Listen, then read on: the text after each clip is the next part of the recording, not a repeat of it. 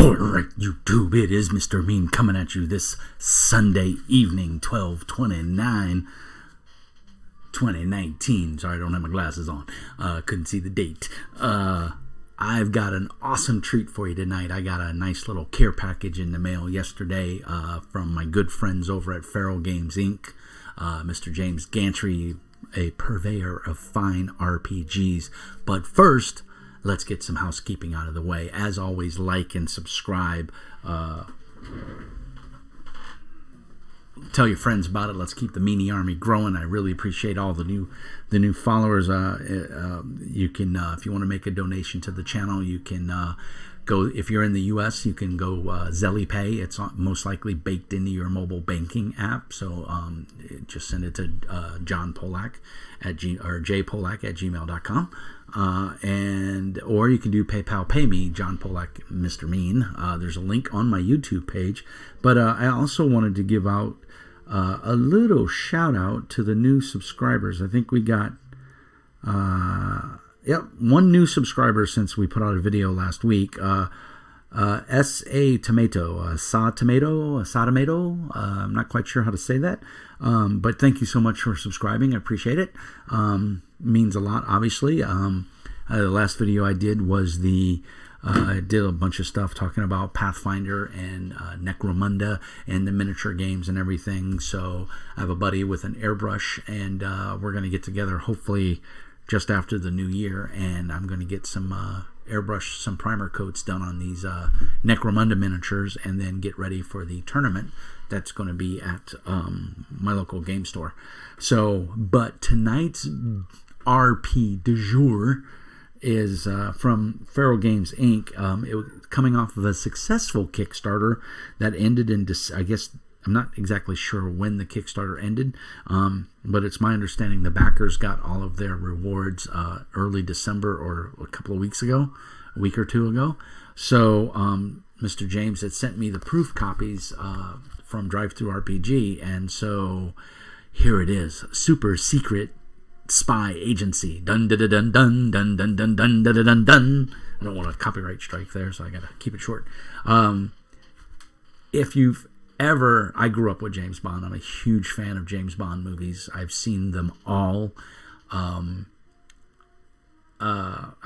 have the Top Secret boxed board game, which is more of a campy thing. But I love superhero games. This is just a small little game. I think it's rocking 83 pages with the 83rd page being blank. So for notes and stuff like that. But man, let me tell you, Feral Games has knocked this out of the park. This really gets that feel of spies. I mean, there's no other way to put it. It takes itself a little bit on the serious side, but yet if you read some of the gadgets and stuff, there's some funny things in there and stuff. So, as always, James and his crew, I don't know if they intend to put a little humor in their games, but it just seems to come through, at least the way I read it.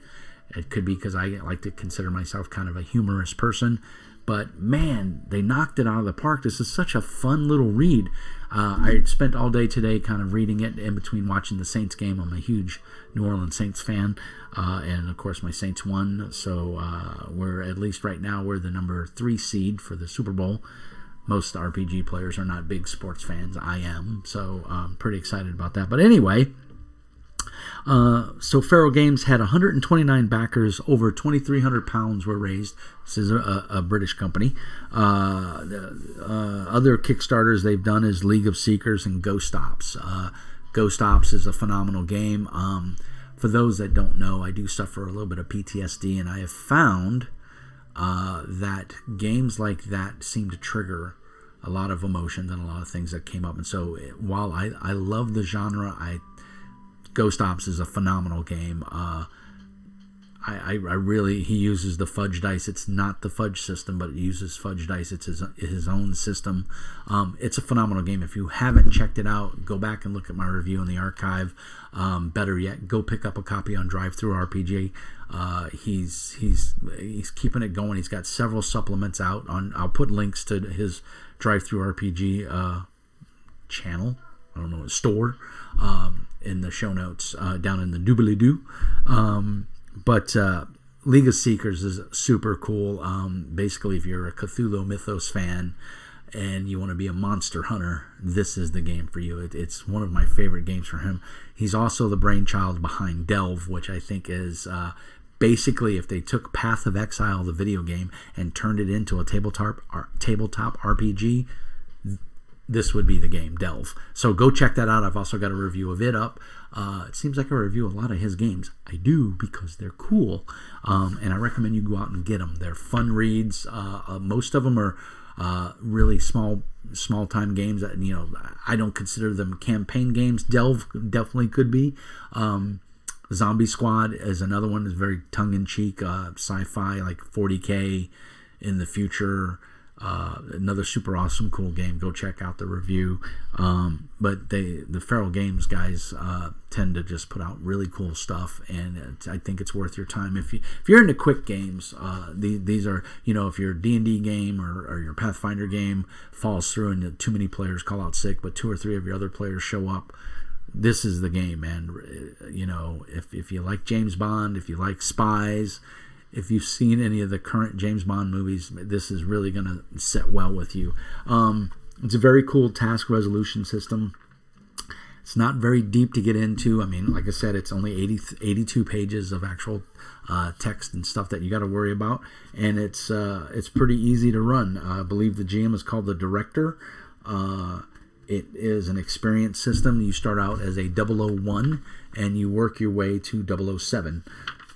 If you get it, which I just think is super cool. It's a stat and a skill, basically. You add it up, and you want to get over whatever the target number is that the GM assigns. Target numbers go like 3, 7, 9, 11, 12, but you can have any number the GM wants you can set as a target number.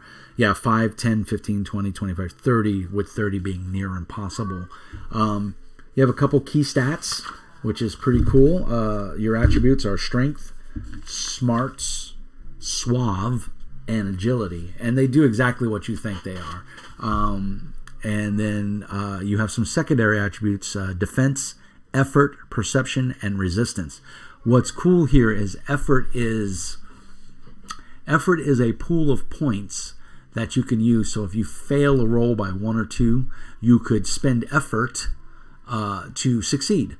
And it's a finite resource. I'm not very clear on if it refreshes every game session, or if it's, or if it never, once it's out, you're out. I'm not quite sure. I would assume, judging by how most RPGs work, that it refreshes every session.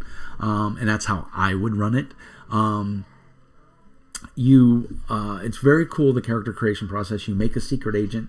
It goes into why you want to be, or what a secret agent is, and loyalty to country and patriotism and all of that for your wherever you want to be from.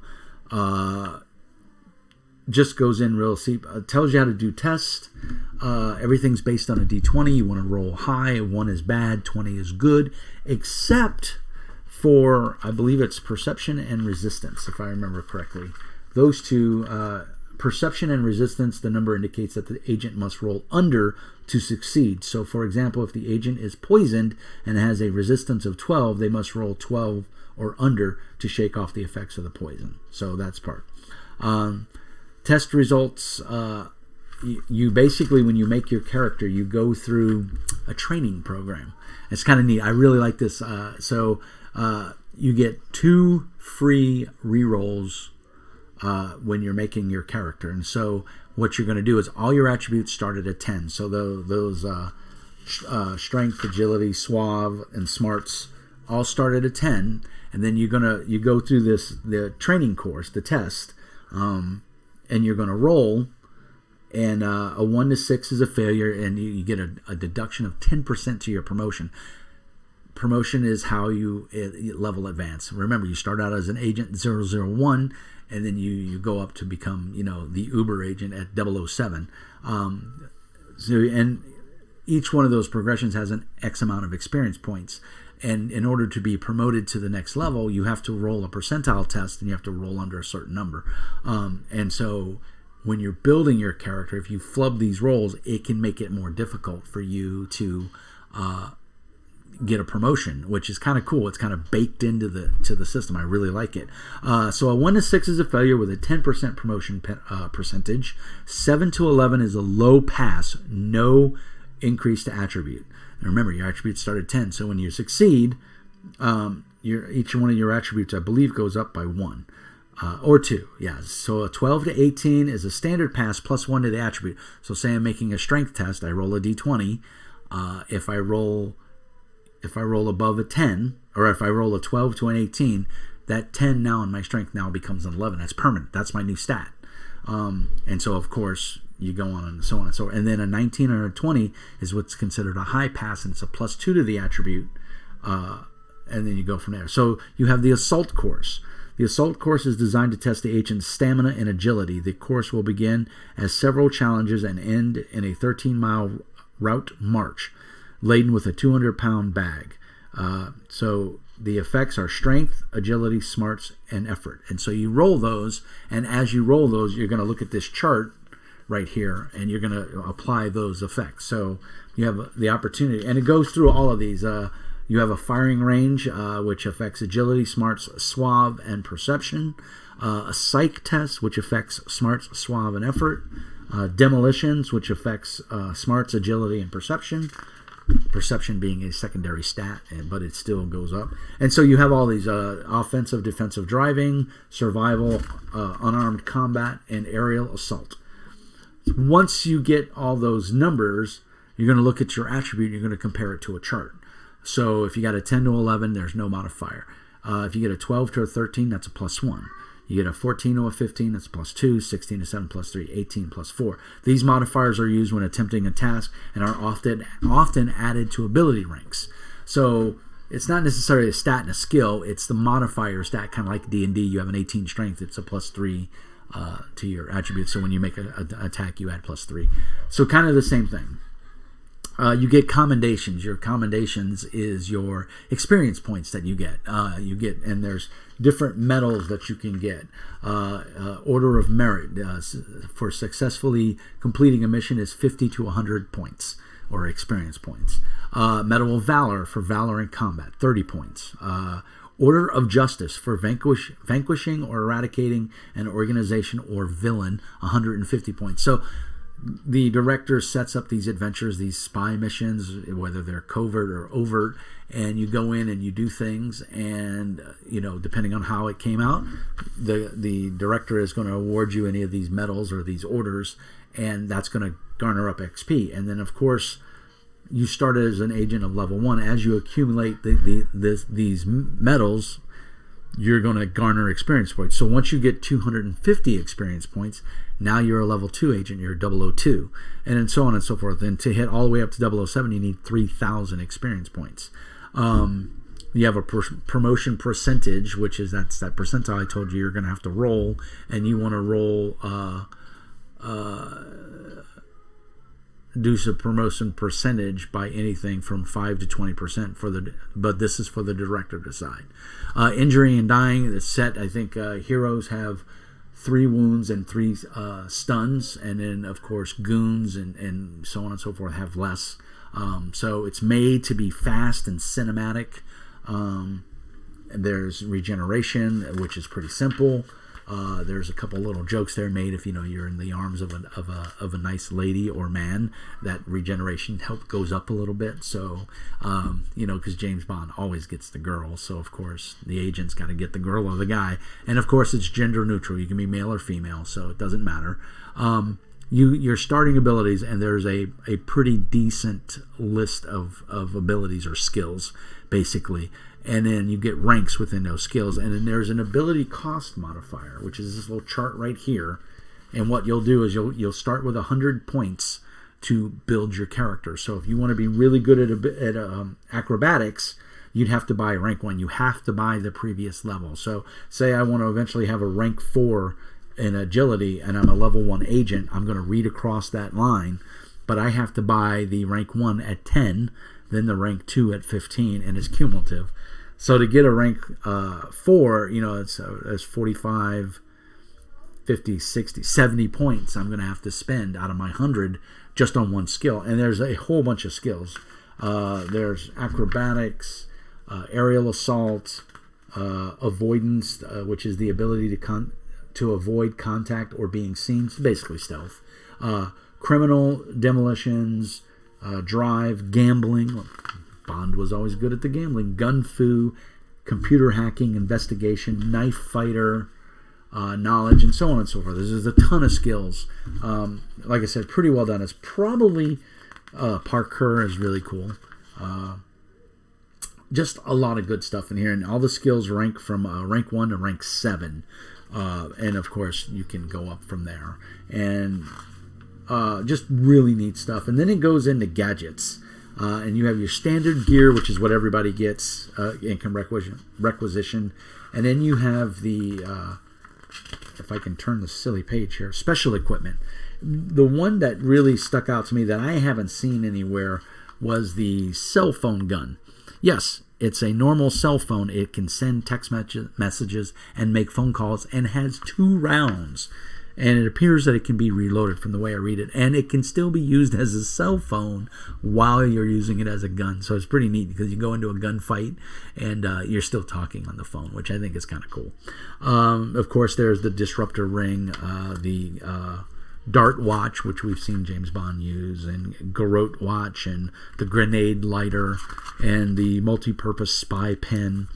Just lots of cool stuff. Some of it a little over the edge, but not so much so. And then it goes into telling you it has a quite extensive vehicle combat, because let's face it, no good spy movie, there's always a good vehicle scene.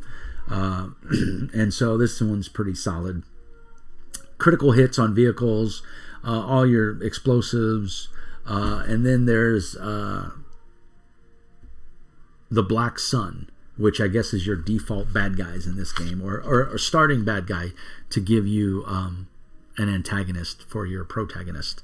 And it goes into telling you about that. It talks about rogue agents. The agency, otherwise known as the SSSA, or the Super Secret Spy Agency, is a fictional international agency that works very similar to actual spy agencies, in that they recruit from the best universities and train agents in various skills. But the agency is more like the fictional movie versions of MI6 or the CIA rather than the real spy agencies. So there's some creative license here taken, again, more akin to like James Bond or The Man from U.N.C.L.E. and all that fun stuff. If you remember James Coburn in The Man from U.N.C.L.E., one of my all-time favorite spy movies. I believe he made 2 movies. Maxwell Smart, another great one, more of the comedy side, but still good. The Committee, the Splinter Dragon. So there's a bunch of different agencies, and then there's a starting adventure in the back. I think it's a starting adventure. No, it's just goons and bosses. Yeah. So there's no adventure per se, but they do give you the evil agencies that are out for either world domination or whatever. And then they give you what I think is just super cool. They give you they talk about goons and about henchmen. So goons are your cannon fodder. They're your stormtroopers. They shoot and can't hit anything. Your henchman is, the right-hand man to the boss, and then the boss. And they give you basic generic stats for them, so you can pause that and take a peek, and it's just super cool. This is an easy game. It's what I call a coffee table game. I think Feral Games Inc. really excels at making these kind of games. James has just a great imagination for taking existing, thoughts or IPs and turning them into a game. I've never been a huge fan of Call of Cthulhu. It's just not my cup of tea. But League of Seekers is just amazing. I think it's a great take on the Cthulhu mythos while not necessarily being Cthulhu. And I really like it. So if you're looking for that twist, or you're not a big Call of Cthulhu fan, or you don't want to, maybe you're a big Champions fan, and of course Champions has its subsection of spies and everything, and maybe that's not your cup of tea. Maybe you're a GURPS fan and you're using GURPS Spy, but the rules are a little heavy and it's just not, you're not feeling it. Give this a shot, man. This is 82 pages. I mean, you can read this in an afternoon all the information you need is right here to run this game. He does have a dossier.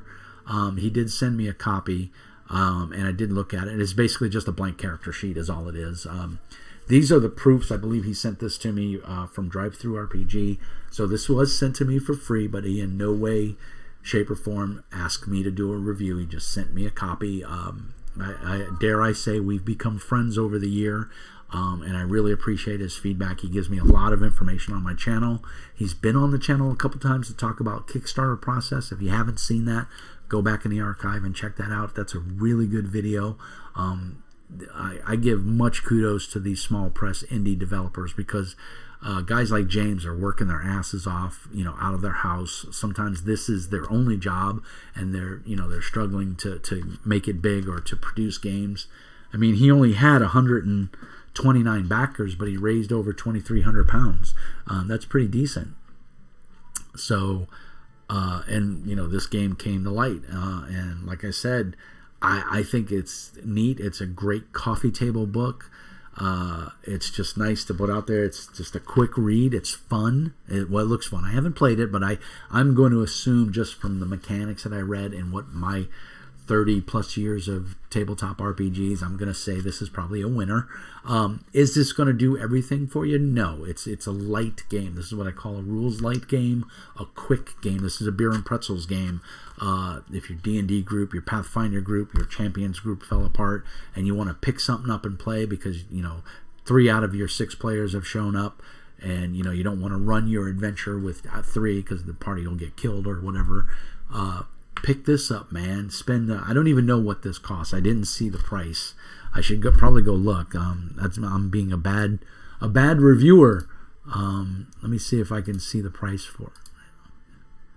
This Brave browser, man, just does not like when I'm running OBS. So I can't tell you right now. I can't imagine that it's more than $10, $15 on DriveThruRPG. May even be pay what you want. I don't know. James is pretty conservative on his prices for his games. I think he makes phenomenal product, guys. I urge you to pick this up if you're into spies, or you just want a quick pickup game that you want to play. I think it's a cool little system. I like how they do wounds and damage. Goons basically get one hit, one stun. Your big bad bosses and your agents get more, of course, so they're tougher.